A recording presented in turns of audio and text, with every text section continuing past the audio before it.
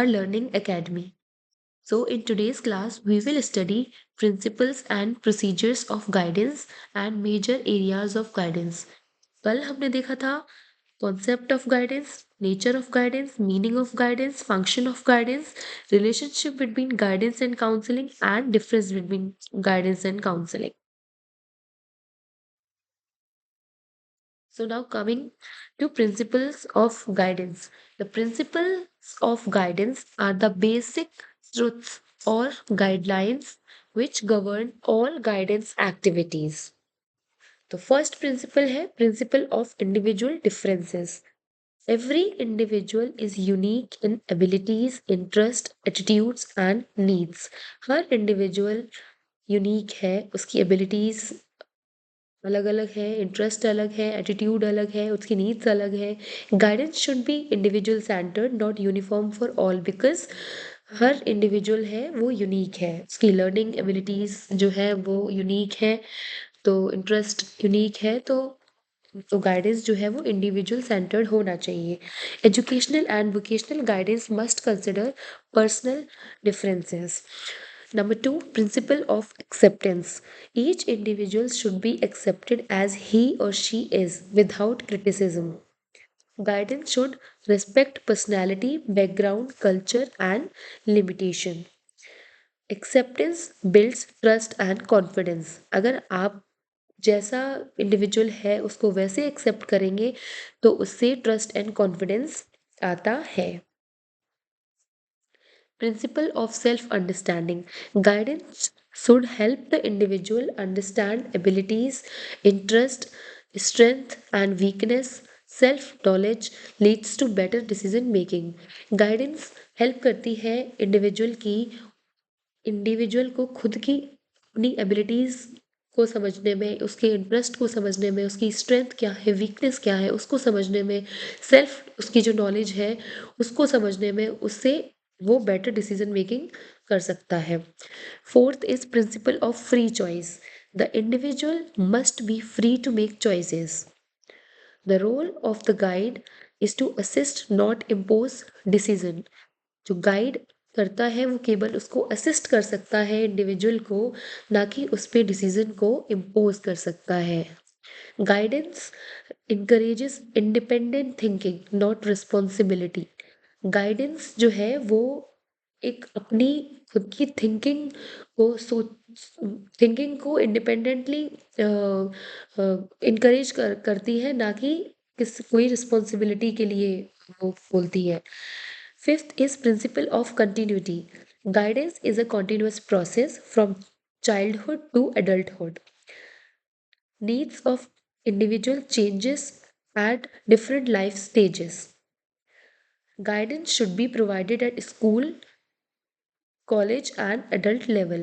तो जो गाइडेंस है वो एक कंटिन्यूस प्रोसेस है, वो चाइल्डहुड से ही शुरू हो जाती है और अडल्टहुड तक रहती है, और जो उसकी नीड्स है वो चेंज होती रहती है डिफरेंट डिफरेंट लाइफ स्टेजेस में. और जो गाइडेंस है वो स्कूल लेवल पे भी हमें चाहिए, कॉलेज लेवल पे भी चाहिए, एडल्ट लेवल पे भी चाहिए, ओल्ड एज पे भी चाहिए. तो this is a principle of continuity. Principle of confidentiality. Personal information collected during guidance should be kept confidential. आप जो भी गाइड जो कर रहा है, टीचर है या कोई गाइड है, तो वो अगर पर्सनल इंफॉर्मेशन चाइल्ड की कलेक्ट करता है ड्यूरिंग गाइडेंस, तो वो कॉन्फिडेंशियल रखना बहुत ज़रूरी है. Confidentiality builds trust between the guide and the individual, because अब इससे क्या बनता है, ट्रस्ट एंड क्रेडिबिलिटी को ये बूस्ट करता है. Information should be used only for guidance purposes. Principle of cooperation. Effective guidance requires cooperation among teachers, parents, counselors, administrators, community. Teamwork enhances effectiveness. Next is principle of flexibility. Guidance programs should be flexible. They must adapt to changing needs of student and society. तो जो principal है guidance का वो बहुत ही flexible होना चाहिए, so that कोई भी अगर चेंजेस आ रहे हैं स्टूडेंट की नीड में या सोसाइटी की डिमांड जो चेंज हो रही है उसको हम मीट कर सकें। इसलिए principle of professional competence, guidance should be provided by trained and qualified personnel. Use of scientific tools and ethical practices is essential। तो ये प्रिंसिपल ऑफ प्रोफेशनल कॉम्पिटेंस पे बेस्ड है। इसका मतलब ये है कि गाइडेंस जो है वो केवल ट्रेंड और क्वालिफाइड पर्सनल ही प्रोवाइड कर सकते हैं, और ये इसमें साइंटिफिक टूल्स यूज़ होते हैं। नेक्स्ट इज हम पढ़ने जा रहे हैं प्रोसीजर ऑफ गाइडेंस। तो जो प्रोसीजर ऑफ गाइडेंस है वो एक सिस्टमेटिक स्टेप्स फॉलो करता है सो दैट कि इंडिविजुअल अपनी प्रॉब्लम को सॉल्व कर सके और अपने जो डिसीजंस हैं उनको ले पाए। तो first step is identification of the problem, recognizing the nature of the problem, that is educational, vocational, personal और सोशल।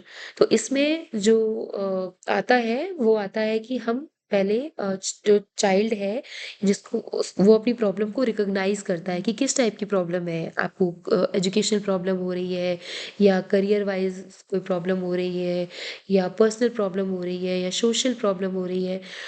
और जब प्रॉब्लम को वो नेचर ऑफ प्रॉब्लम आइडेंटिफाई कर लेगा तो प्रॉब्लम में बी आइडेंटिफाइड थ्रू, अब वो कैसे प्रॉब्लम को आइडेंटिफाई कर सकता है, ऑब्जर्वेशन के थ्रू, टीचर रिपोर्ट्स के through, parent feedback, student complaints. Second is collection of data. जैसे ही वो नेचर ऑफ प्रॉब्लम आइडेंटिफाई करेगा उसके बाद फिर इंफॉर्मेशन को कलेक्ट जो है वो information is collected to understand the individual fully. Personal data किस टाइप के जो इंफॉर्मेशन है वो कलेक्ट होती है। पर्सनल डेटा किया जाता है चाइल्ड का, academic records, health records, psychological test results, interviews and questionnaires. Third is analysis and interpretation of data. तो कलेक्टेड जो इन्फॉर्मेशन है उसको फिर एनालाइज किया जाता है केयरफुली, उसकी स्ट्रेंथ क्या है, चाइल्ड की वीकनेस क्या है, इंटरेस्ट क्या है, लिमिटेशंस क्या है, उनको आइडेंटिफाई किया जाता है। और इससे क्या होता है कि उसका जो प्रॉब्लम का रूट कॉज है वो पता चलता है। Fourth is diagnosis, drawing conclusions about the problem based on analysis, identifying the exact nature and cause of the difficulty। तो इसमें क्या है, डायग्नोस किया जाता है कि कंक्लूजन्स ड्रॉ किए जाते हैं, प्रॉब्लम मतलब कैसे कैसे हो गई है, और उसको एनालिसिस किया जाता है। फिर देन आइडेंटिफाइंग द एग्जैक्ट उसका जो नेचर है वो उसको आइडेंटिफाई किया जाता है, और कितनी लेवल ऑफ डिफ़िकल्टी है या कॉजेज ऑफ डिफ़िकल्टी क्या है, ये सब उसमें वो डायग्नोस किया जाता है। Fifth is prognosis, predicting the future development of the individual, estimating possible outcomes if certain decisions or plans are followed। तो इसमें जो फ्यूचर डेवलपमेंट जो इंडिविजुअल का है उसको प्रिडिक्ट किया जाता है, क्या क्या हो सकता है बच्चे का फ्यूचर, जो फ्यूचर में जो डेवलपमेंट है, और estimating possible outcomes if certain decisions और plans are followed. Step 6 is counseling or guidance action, providing assistance through individual counseling, group guidance, information services। तो इसके बाद क्या आता है कि आप फिर उसको असिस्ट करते हैं, हेल्प करते हैं। आप कैसे करते हैं, आप इंडिविजुअल काउंसलिंग देते हैं, ग्रुप गाइडेंस अगर ज़रूरत है तो ग्रुप में आप गाइड कर सकते हैं, या फिर इंफॉर्मेशन सर्विसेज के through helping the individual explore alternatives and make decisions।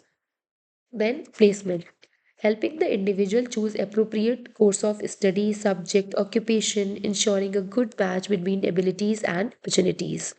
Step 8, follow up, checking whether the guidance given was effective providing further help if needed, ensures continuity and improvement.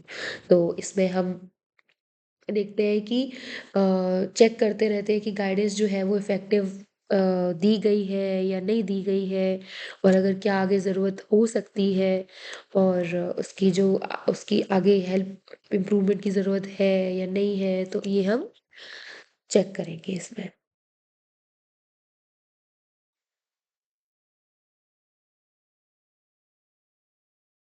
फिर ये इसका flow chart है, तो आप देख सकते हैं। Then conclusion. The principles and procedure of guidance from the foundation of an effective guidance program.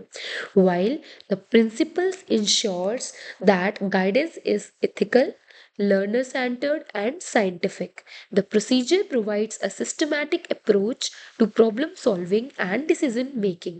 Together, they help individuals achieve self understanding, proper adjustment, and successful development.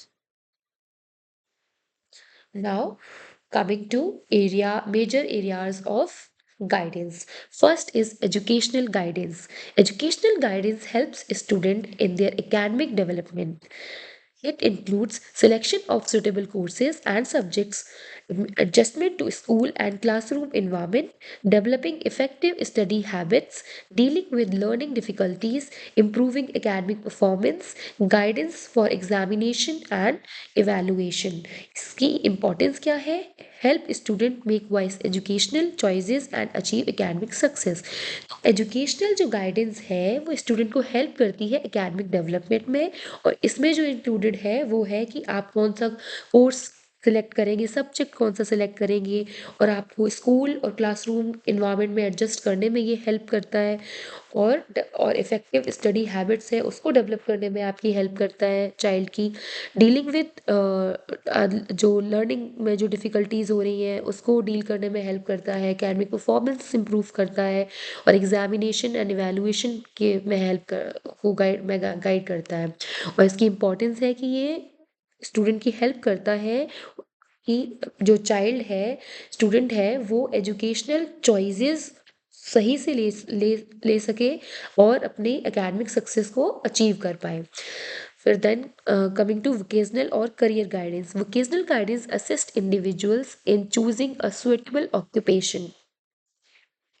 तो जो ओकेजनल गाइडेंस है वो करियर रिलेटेड गाइडेंस है, उससे जो child है वो अपने लिए सुटेबल ऑक्यूपेशन ढूंढने में हेल्प उसको मिलती है, और इसमें इंक्लूडेड है वो है understanding different occupations and careers.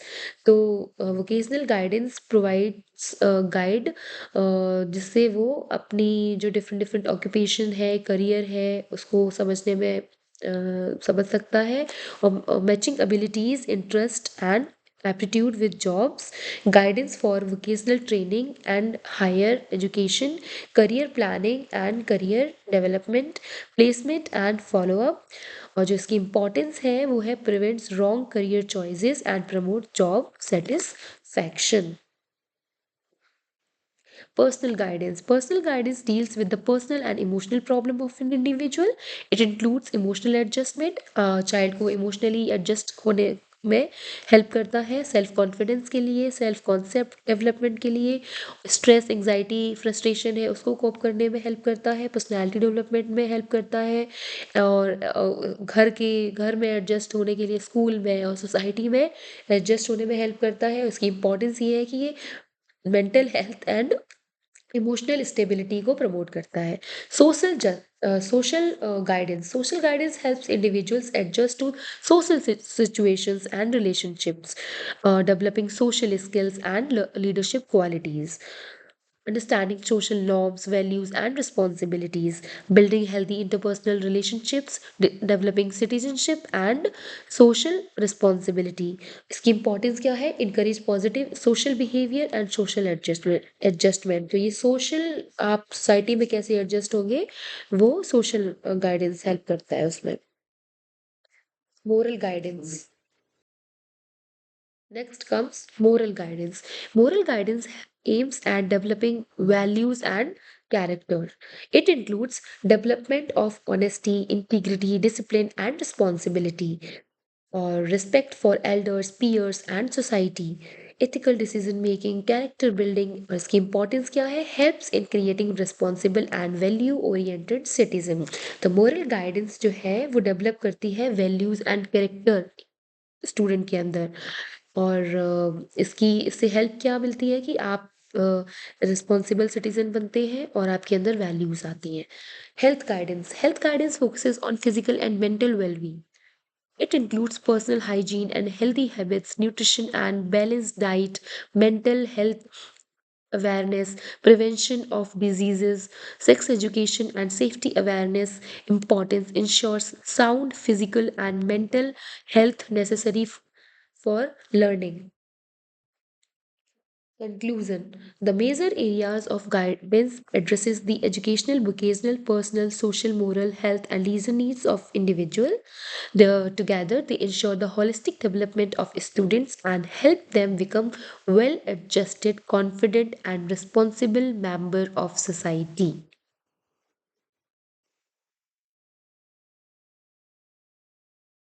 If you like today's video, then don't forget to like and subscribe the video.